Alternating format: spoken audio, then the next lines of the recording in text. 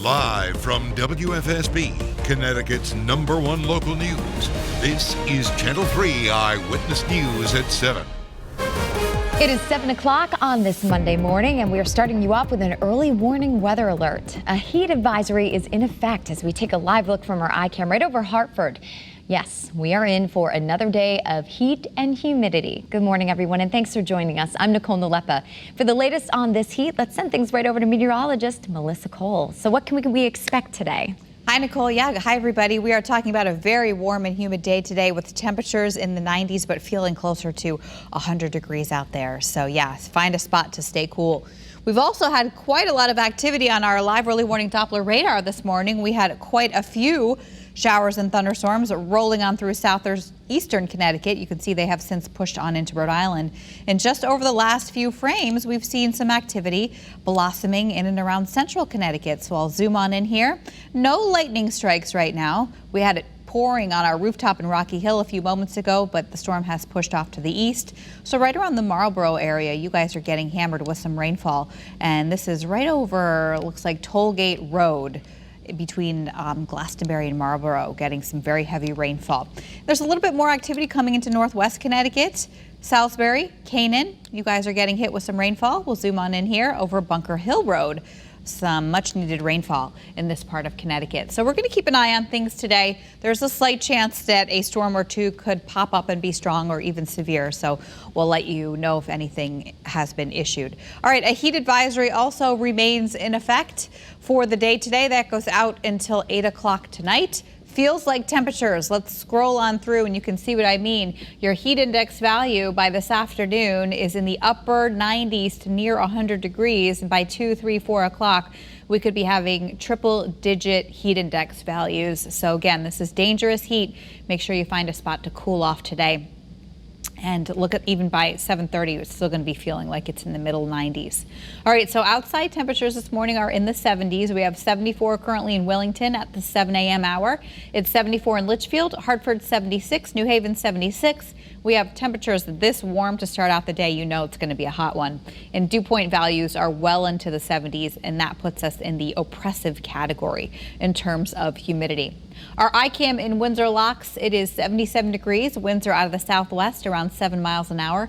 We have a partly sunny sky in and around Windsor Locks.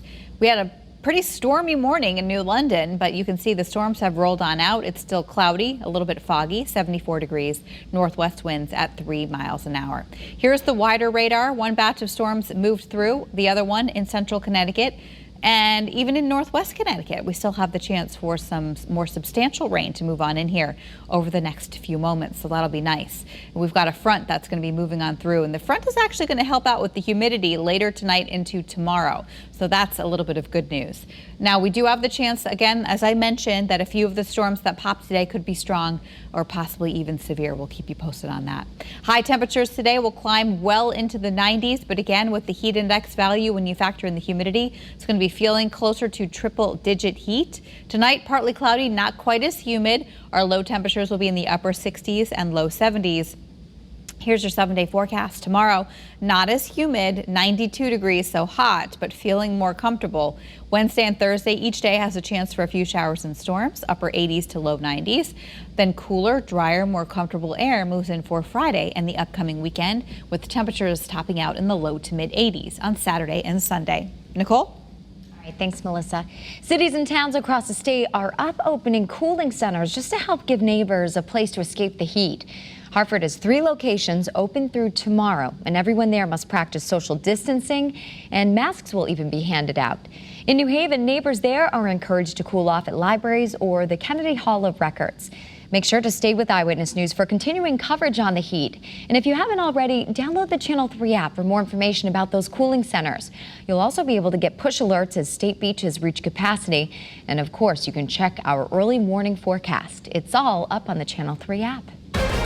We're following breaking news out of East Hartford this morning, where we've learned that 3 people were shot during a huge outdoor party in a parking lot.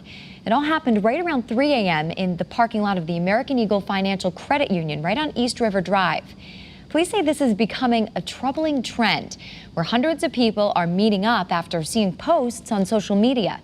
We're going to continue to monitor the situation, and we'll bring you updates on the Channel 3 app. We're expecting an update on the number of coronavirus cases here in our state a little later on today. Meanwhile, the United States continues to see record-breaking numbers of new infections. The number of confirmed cases now in the country stands at over 3.7 million. More than 140,000 people have died. Let's turn things over now to Channel 3's Caitlin Francis, who has the latest on this story for us. The coronavirus continues to spread rapidly in much of the southern U.S.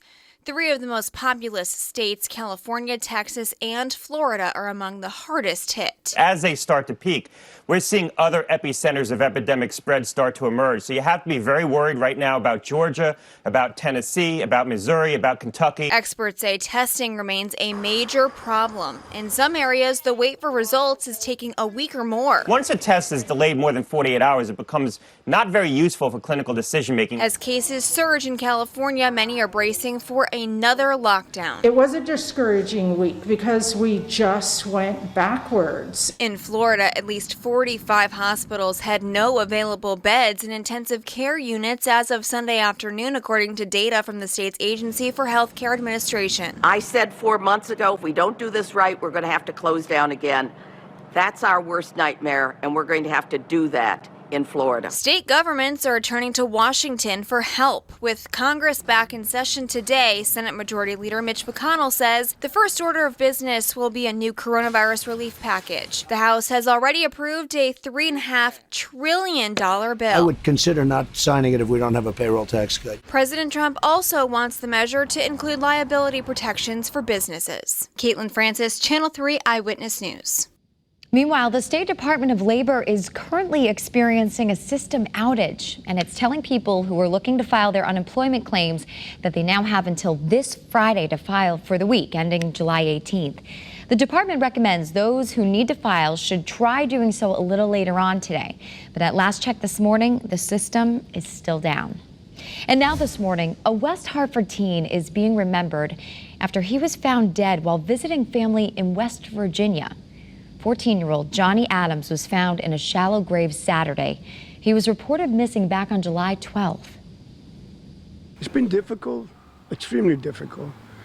There's been a lot of emotions.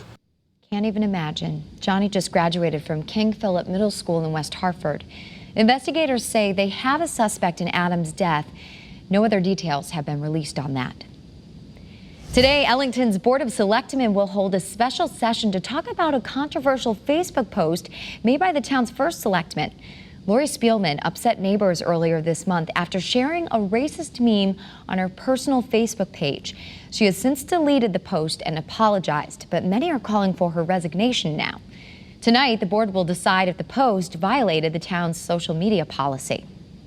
The Hartford Athletic returned to the field tonight. The season was delayed for about 4 months because of coronavirus concerns.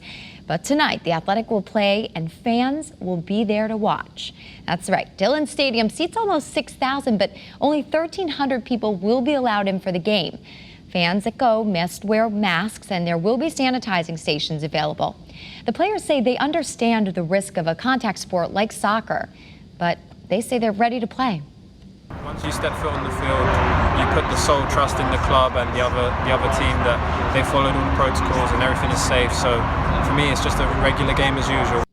The Athletic opened their season Friday night on the road, but tonight is the first game at home.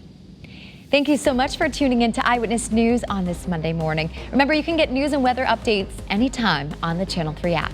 Stay cool and have a great day, everyone.